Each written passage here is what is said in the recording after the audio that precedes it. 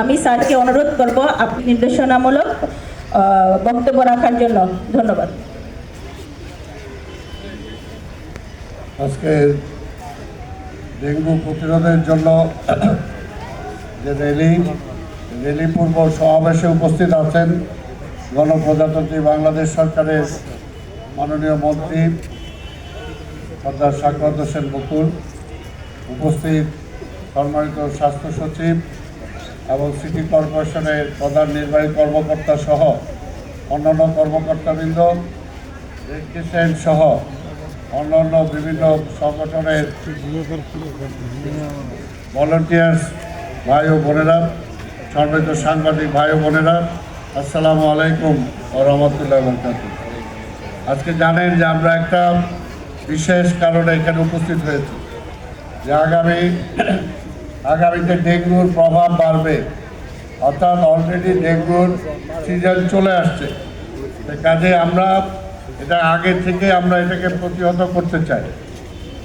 করতে চাই এই অর্থে যে আপনাদের নিজ নিজ বাড়িতে আপনার খবর নেবেন।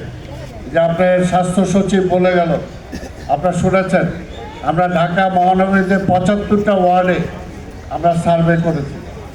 সার্ভে করার মধ্য দিয়ে বের হয়ে এসেছে প্রায় 60টা ওয়ার্ডে, 28টা ওয়ার্ডে হলো একেবারে অধিক ঝুঁকিপূর্ণ, 28টা ওয়ার্ডে। আর বাকি যে কয়টা সেটা মাঝারি ঝুঁকিপূর্ণ, মাত্র অল্প কয়েকটা আছে যেখানে ঝুঁকিপূর্ণ না।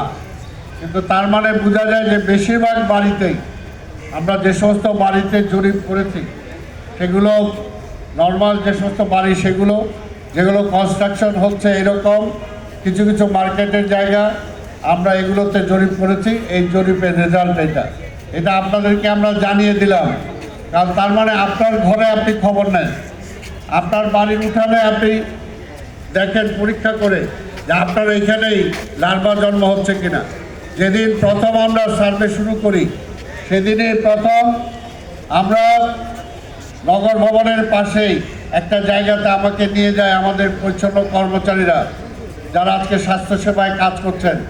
সেখানে আমাদের যে পশু হাসপাতাল আছে, পশু হাসপাতালের ভিতরে সেখানকার পশু হাসপাতালের কর্মচারীরা সেখানে বাড়ি বানায় সেখানে থাকে।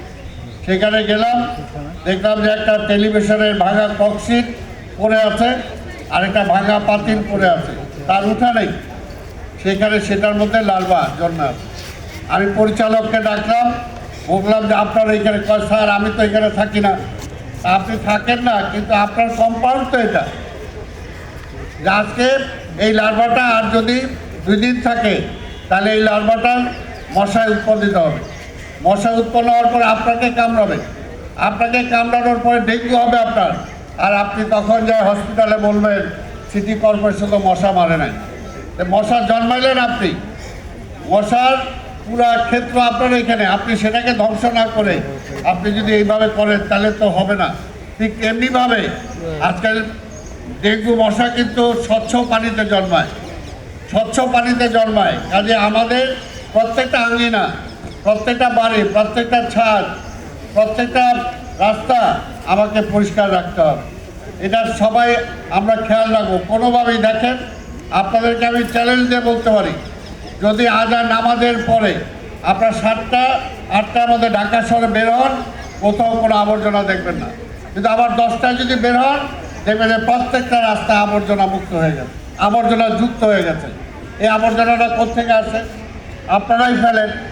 তাহলে আপনারা না ফেললেই তো হয় যে আপনারা একটা সময় করে যে রাত্রে আমি আবর্জনা ফেলবো, সন্ধ্যার পরে আবর্জনা ফেলবো, রাত্রেবেলা এই আবর্জনাটা সিটি কর্পোরেশনের কর্মীরা নিয়ে যাবে। আপনি 24 ঘন্টা আবর্জনা ফেললে তো সিটি কর্পোরেশন 24 ঘন্টা সেটা নিতে পারবে না। তো সেই কারণেই দায়িত্ব আপনারও বলতে হবে যে দায়িত্ব আমার এই সিটি কর্পোরেশন পরিষ্কার রাখা। এই জন্য আমি বারবার বলি যে 50-50 দায়িত্ব। জনগণের দায়িত্ব 50%, সিটি কর্পোরেশনের দায়িত্ব 50%। পরিষ্কার পরিচ্ছন্ন রাখা, জনগণের বসবাসযোগ্য রাখা, বায়ু দূষণ থেকে এই ঢাকা শহরকে রক্ষা করা, আবর্জনার যুক্ত থেকে এই ঢাকা শহরকে রক্ষা করা, এটা আমাদের উভয়ের দায়িত্ব। তাই আমরা বিশ্বাস করি আপনাদের সহযোগিতা আমরা চাই। মাননীয় মন্ত্রী আছেন এখানে, উনি বলবেন। আমাদের স্বাস্থ্য বিভাগ থেকে অনেক আগে থেকেই এবার প্রস্তুতি নেওয়া হয়েছে, আমাদের নির্দেশ দেওয়া হয়েছে। মাননীয় প্রধানমন্ত্রী আমাদেরকে নিয়ে বসেছেন। মাননীয় প্রধানমন্ত্রী আরও 2 মাস আগে থেকে আমাদের বলতেছেন যে 2 মাস পরে ডেঙ্গু আসবে, এখন থেকে প্রস্তুতি নিতে হবে। কাজে সিটি কর্পোরেশন আমরা মিলে আমরা চেষ্টা করছি, যেখানে আপনারাও যদি কোথাও খবর পান নিজেরা যে আপনার বাড়ির পাশের বাড়িটা পরিষ্কার করছে না, দেখেন আজকে কোথায় কী অবস্থায় আছে। একটা বাড়িতে মহিলা আছে, পচে যাচ্ছে, পাশের বাড়ির কেউ কোনো খবর রাখে না, এমনকি তার সন্তানও খবর রাখে না। এটা তো শুভ লক্ষণ হতে পারে না। এটাও কি দায়িত্ব সরকারের? এটা তো নিশ্চয়ই পরিবারের দায়িত্ব, এটা তো নিশ্চয়ই সামাজিকভাবে সে এলাকার দায়িত্ব। আজকে এই ধানমন্ডির লেকের ব্যাপারে আমরা নতুন পরিকল্পনা গ্রহণ করেছি। এই ধানমন্ডির লেকটাকে সুন্দরভাবে, কারণ এটা আমাদের দক্ষিণ একটা ফুসফুসের মতো, এটা এখানে মুক্ত পরিবেশে নিঃশ্বাস নেওয়ার মতো একটা জায়গা, কিন্তু আজকে এটাকে বারবার বলার পরেও এটাকে কমার্শিয়াল মতো আপনারা বানিয়ে ফেলছেন। আমি বলতেছি যে এখানে মেলা উইদাউট পারমিশন, সিটি কর্পোরেশন জানে না এখানে ইজারাদারকে কতটুকু ইজারা দেওয়া হয়েছে, এখানে তাকে কে পারমিশন দিল এখানে এইভাবে মেলা করার। কাজে এইগুলোতে আপনার ধানমন্ডি সোসাইটি এখানে আছেন, আপনাদেরকে বলছি আপনাদেরকে কর্তৃত্ব নিতে হবে, আপনাদেরকে এগুলো দেখতে হবে। আমরা সহযোগিতা করবো আপনাদেরকে। সারাক্ষণ সিটি কর্পোরেশন আইসা এখানে তো পাহারা দিবে না, এই পাহারাটা এলাকার সবাই মিলেই কিন্তু দিতে হবে, সামাজিকভাবে প্রতিরোধ করতে হবে। সেই বিষয়টা আমি আশা করি আপনারা খেয়াল রাখবেন। এই রেড ক্রিসেন্টের ছেলেরা তোমরা এইগুলো এখানে রাখছো, সবাই হাতে হাতে নিয়ে যাও, সবাই হাতে হাতে নাও।